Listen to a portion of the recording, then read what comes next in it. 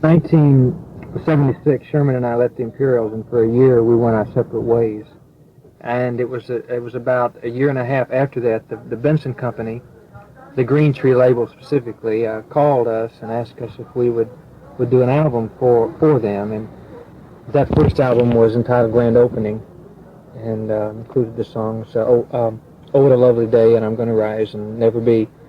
The album did very well, and since that time we received a lot of calls for concerts as a result of the success of that album. So about 6 months after we completed the album, we had enough dates to merit getting a group together, and so it was after that that we got a group on the road, and we tour about 6 to 10 days a month now.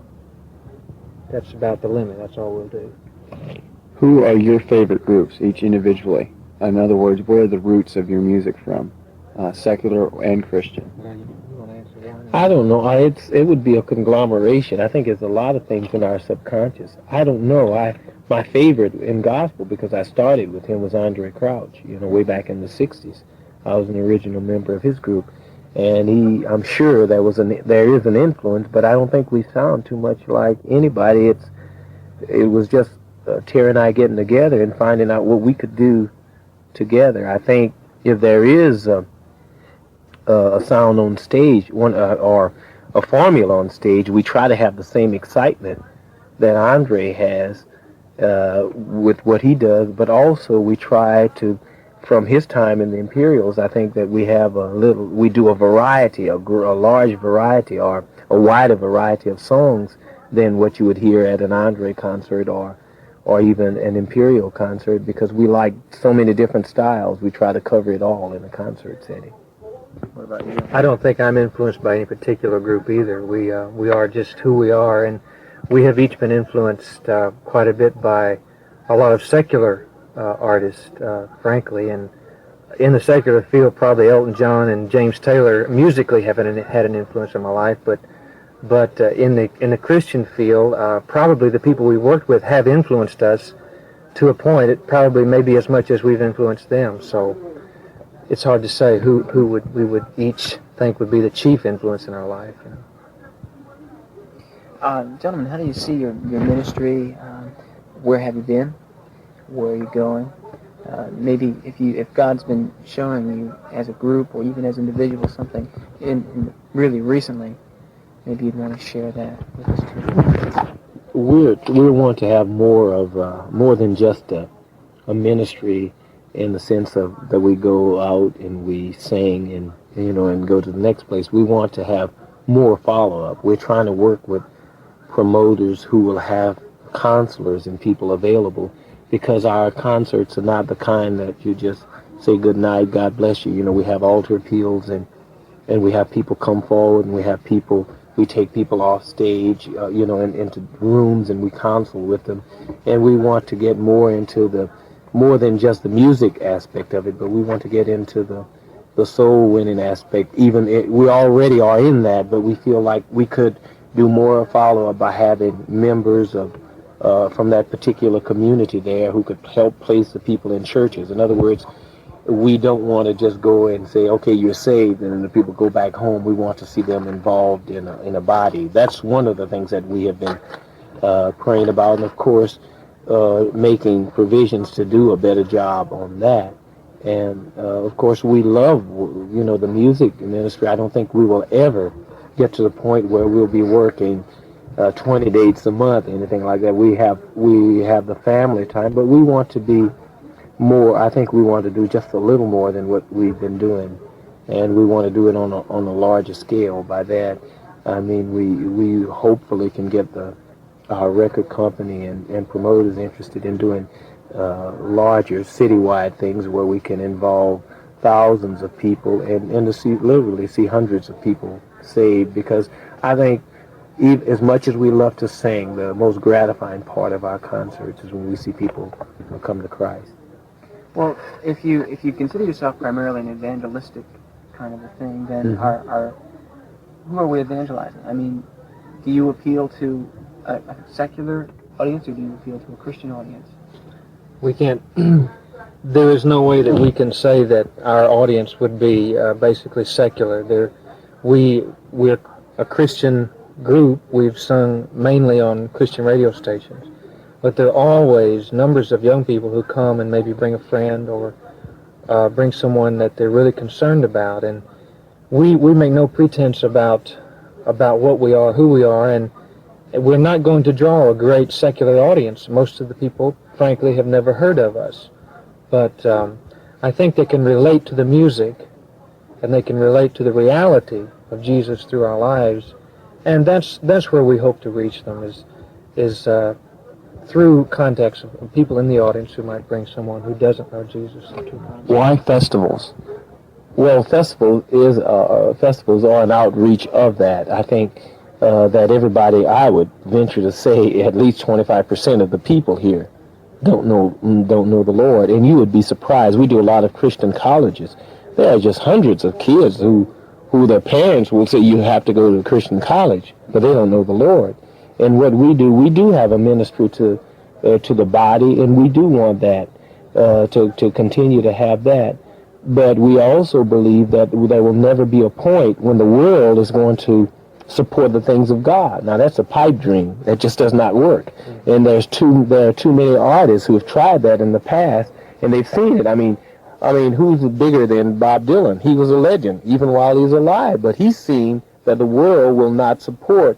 They're not going to pay money to see you sing about Jesus, and they're not going to play your music on a secular radio station. I don't care what they say, what record companies say. There's just no way where the two are going to come together and just amalgamate and say everything's groovy or everything's, really right on. It's just not going to happen.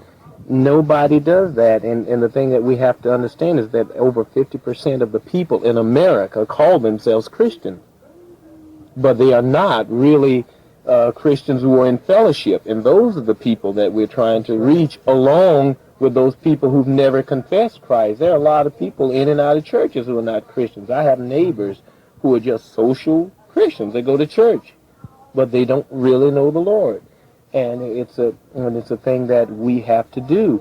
In order to reach those other people in the secular, you got to make a lot of noise in gospel. Now, heretofore, the gospel record companies have wanted to just jump out of gospel, where we sell 10 or 20,000 albums, some of us, and then jump right into the top 40. Why should they? In other areas of music, in country, it has to go to the top of the country chart before it crosses over to top 40. In R&B, which is rhythm and blues, it has to go to the top of the rhythm and blues chart before it crosses into the top 40. Why do we have to start at 10,000 and jump in the top 40 chart? It's not going to happen.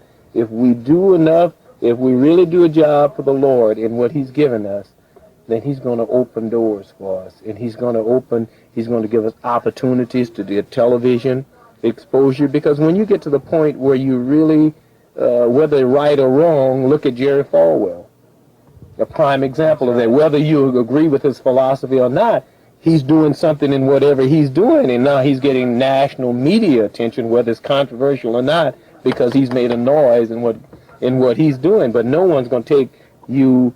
There's no way you're going to get from one to the other without really being faithful to what God has given you. That's right. I totally agree. I really do.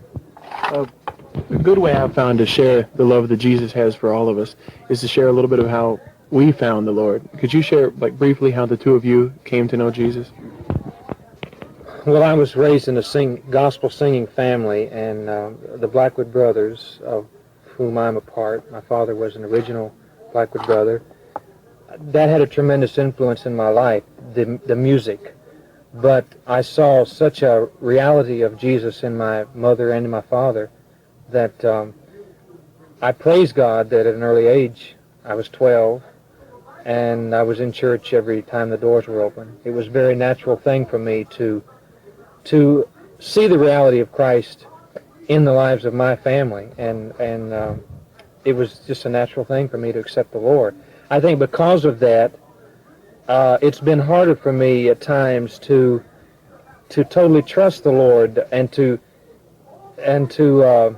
give everything to Him, frankly, because I was never in the depths of sin, and yet I have to renew my faith every day and my love for Him, my commitment to Him, because I've seen so many people in the world who have come from so far down, and it's just caused me to be more thankful and yet seek the Lord more, because of He saved me from so many problems in my life because of my commitment to Him at an early age. I praise Him for that. Well, I became a Christian at 15 years of age, and I probably the very same kind of background as is. My mother and father are Christians.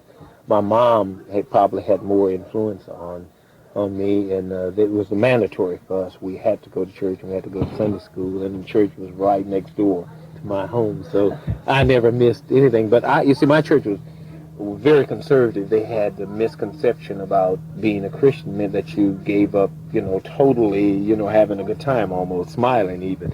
But I don't criticize, and I don't look back on that and complain. It's just that was one of the reasons. That's what kept me from becoming a Christian at an early age, because I love sports, and my grandfather wanted me to give up everything when I became a Christian. And I was kind of tough, because I thought I was going to be a Major League Baseball player, but I quit growing, so I couldn't make it. Basketball was basketball was never a question about that. So, but I it was Pentecostal background, and I became a Christian at 15. It was just I used to read the Bible to my grandmother and grandfather. And the Word of God is the thing that knocked me out. I mean, it was never, one particular person. It's just I would read it and see that I wasn't right. And they were having a business meeting on a Wednesday night, and I just walked in because I was just so under conviction from just reading the Holy Word, and until I just walked in and asked them to pray for me. I wanted to be saved, and that's when I received the Lord in my life.